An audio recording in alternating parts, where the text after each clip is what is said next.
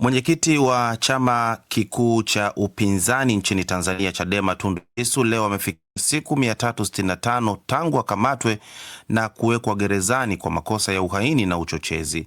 Katika kuadhimisha siku hiyo, Chadema wanafanya mjadala wa wazi kujadili mustakabali wa mwenyekiti huyo, huku wadau wengine wa siasa ndani na nje ya Tanzania wakitaka Afrika Mashariki kuungana kuimarisha demokrasia.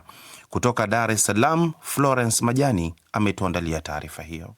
Chadema kimeandaa mjadala huo wa wazi kwa njia ya mtandao, wakishinikiza mwenyekiti wa chama hicho Tundu Antipas Lissu kuachiwa huru bila masharti, wakidai kuwa kuendelea kushikiliwa kwake ni uminyaji wa haki za binadamu. Akifungua mjadala huo leo, makamu mwenyekiti wa Chadema John Chacha Heche amesema, kwa hiyo tumekutana hapa kujadili baada ya siku 365 ili kuunganisha Watanzania, kufanya kampeni kubwa zaidi na hata kuchukua hatua ya mbele zaidi ya kufanya mashinikizo ikiwemo maandamano kutaka kiongozi wetu aachiwe. Chadema leo kimefanya kumbukizi hiyo, ikieleza kuwa ni msingi wa kuimarisha demokrasia na kushinikiza kuachiwa kwa kiongozi wao baada ya siku 365. Mjadala huo wa wazi kadhalika ulijumuisha wanaharakati masuala ya haki za binadamu na wanasiasa kutoka Kenya na Uganda.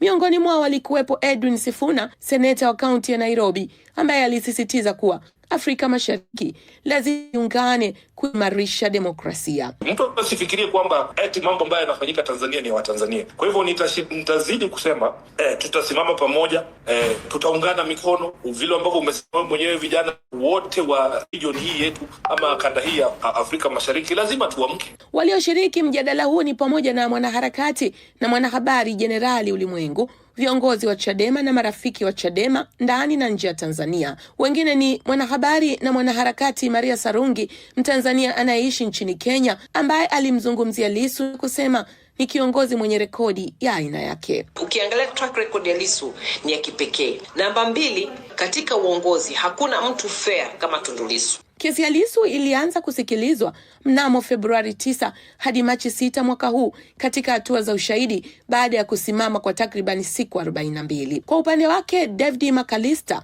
mwenyekiti wa kamati ya mambo ya nje ya bunge la Ulaya AFET, leo ametuma ujumbe wake kwa njia ya video akisisitiza Lissu kuachiwa huru bila masharti na kuitaka serikali ya Tanzania kuheshimu uhuru wa kujieleza, wa kukusanyika na ushiriki wa siasa. Lissu alikamatwa Aprili 9 mwaka jana na kufikishwa mahakama ya hakimu mkazi Kisutu Aprili 10, ambako alishitakiwa kwa makosa ya uhaini kinyume na kifungu cha 39 kifungu cha 2D cha sheria ya kanuni za adhabu, kilichotokana na maneno aliyoyatamka kuhusiana na mpango wa kudhibiti na kuzuia uchaguzi mkuu wa 2025. Florence Majani, DW, Dar es Salaam.